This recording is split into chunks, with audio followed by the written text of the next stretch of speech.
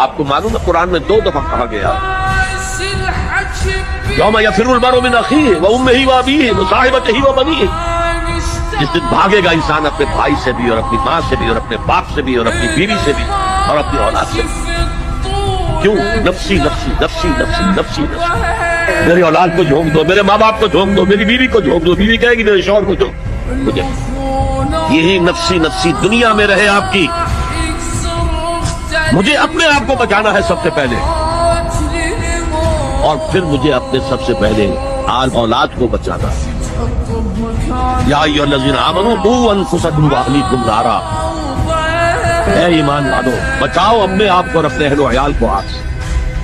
یہ کام ہے آپ کریں اور سمجھیے، نہ بیٹا کام آئے گا، نہ جورو کام آئے گی، نہ باپ کام آئے گا، نہ ماں کام آئے گا، تمہارا اپنا عمل۔